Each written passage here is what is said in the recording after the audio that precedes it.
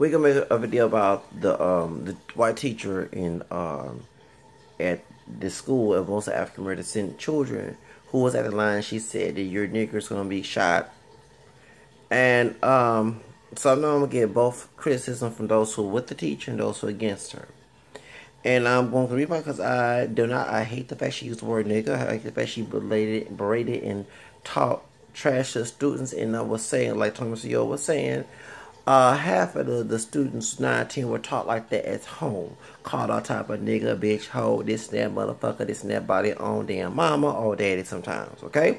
And I'm telling you, people of Negro American descent, if you got mad that whites just saying that, don't get mad if you practicing with your own kids. Because if one thing, love is not Christian rule and rule of injury, and I ain't perfect, but I know what St. Paul said in the Corinthians chapter 13 on the Bible. So don't come to me talking about it's our love. When you say bitch, hoe, nigga, this and that, there's nothing love about that. If I call you all those names, you get disrespected, right? Well, if I cuss you out, well, same thing. It's disrespectful. So, but at the same time, the woman had a point to her message, and I hope the young kids understood what she said. And I'm not licking her white race clique and being a coon. No, our young folks, I'm 37. I could be these kids' dad.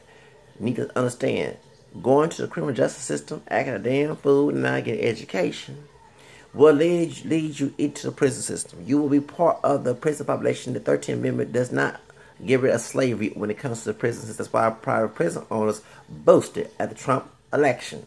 So, be paid. I talking about he gonna do good for the black folks because he said it, the Democrat Party. We have the left liberals who are not true liberals. That's the difference. There are liberals who are for us and those who are just playing around to get some damn money and look like a damn hero, but ain't really all that. Who happen to be white and also other you have color, including those African American. I am that liberal that's for the people. I'm that liberal who actually stand by my words and actually defend those words. You know, not the white liberals who got mad at the white teacher, then called Thomas York a sneaker face. You should have called him vanilla face. No offense to white people. I'm mixed with the DNA in me. I'm not dog chocolate like Thomas York, but I will go there. Okay? Can't call me racist because I do check the white box. Besides the black, the native, now I'm taking Hispanic because I have Hispanic origin. So, don't get mad at my white ancestors mixing with the black ancestors. Okay, don't get mad at me for that. Get mad at them, not me. Get it, point? Okay, I wouldn't be here talking to you. It didn't happen. Okay? But point is, you'll sit here, to understand these kids, they're getting very abused at home. They're used to being called, so the actual words have power. So when these parents who this with their children, you talking about they don't get whoopings at home, and no, let me say this, y'all liars. When I got whoopings growing up in the 80s, I wanted to kill my grandma, my dad, my grandpa. Then my mom, I wanted to kill her too. So I would not be like kill my aunt too. When she whooped me back in 1989 after I left home, went to the Hispanic family house. Same girl I was talking to, her brother and sister, and we were playing video games in the apartment complex, don't forget. And next thing, when the other people was in the apartment complex and she whooped me, I wanted to kill my aunt that Sunday. Yes, I did, back in 89 when I was 10 years old. Y'all think that whoopings, when my grandma whooped me back in 1986, 87, I wanted to kill her cold blood. I used to say that when she walked out the room, I'm going to kill you. So all y'all sitting here thinking that whoopings makes you, the reason why you have violent kids, you know, who got whoopings at home because they taught by out of fear and even use religion into it that some bad gonna have to attack their parent, but if they attack other people, it's not as bad as attacking their parent. You see, of course, there's a degree of sins.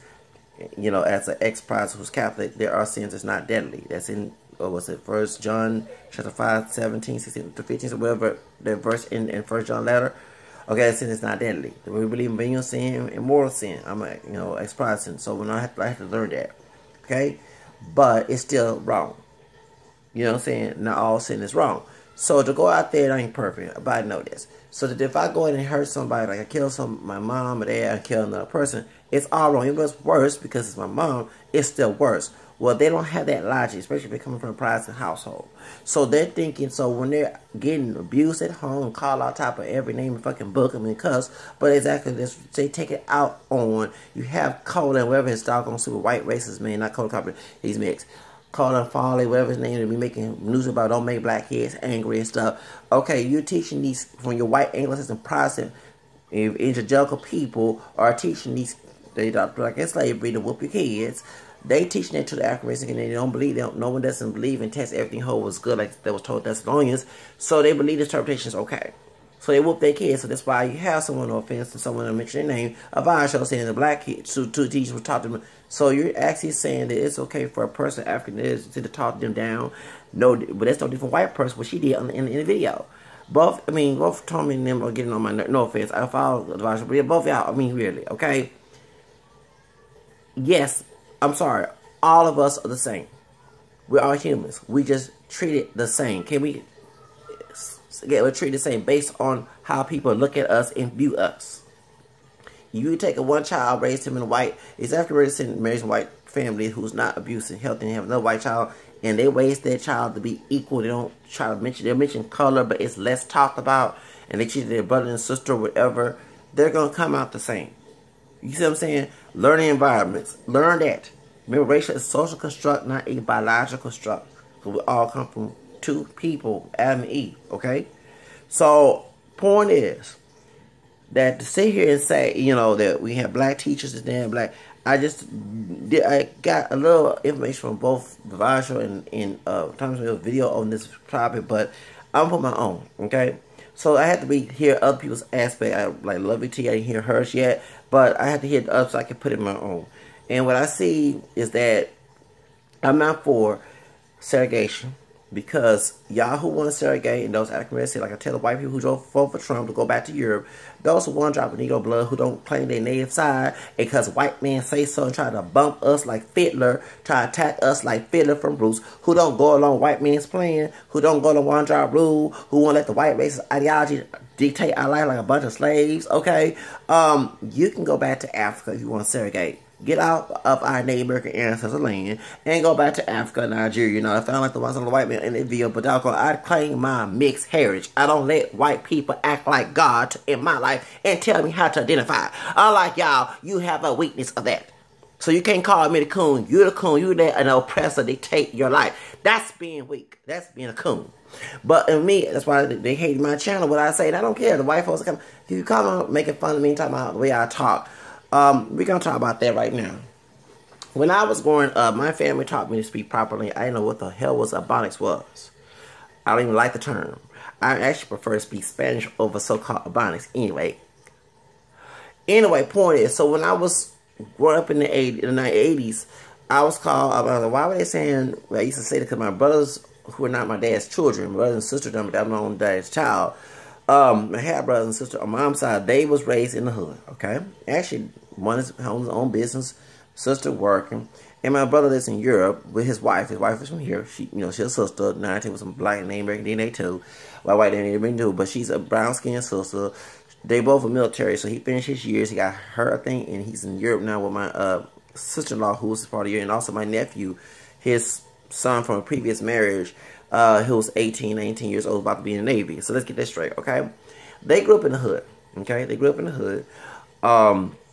You know what I'm saying? And they was taught white and black. They had to identify, you know, like me and my brothers, we could talk about the word nigga right now. We get a big, huge debate about that because I don't call myself, they do. They were raised different. My grandparents on my dad's side were raised proper, you know. So we were raised middle class. They were raised lower class economically, especially my mom, okay? And well, we come from the word nigga, that means derogatory. And my family, on my dad's side, used it. They had no endearment to it. They used it to hurt you. Me and my grandfather used to get into it. I used to talk about how I'm lighter than he is because he called me the N-word. And I would talk to my grandma, yes, I'm going to cuss her out, but I would be disrespectful back. So if I did them that way and did my dad that way, then I'm going to do you that way. So on my mom's side, they from the country, from Central Texas, came to Houston. Yes, they have Louisiana rules, whatever. We already talked about the family tree. But yeah, they try to assimilate to that ghetto trash here in Houston inner city, okay? So it was a battle between me and them because it's like if we all related, but it's like we two different, you know, we both the same fruit, but we were raised one part of the garden and they were raised with the weeds and I was raised with the flowers, okay? So when I was debate, I would talk proper. Their friends, so African American, said, that's a white boy on the phone. You know what I'm saying? So I used to be honest with you, take pride in that, okay? But when I started in the 90s, started getting racial conscious, and as the demographic from the east part of Harris County, where I came from, became mostly Hispanic, More people were into hip-hop music, to house music, the pop scene, okay? All right, and white folks with the minority. I started to feel, and they used to make fun of me, you dance like a white boy. I used to get offended by that. So I started dancing with rhythm. And next time I started to change up my slang.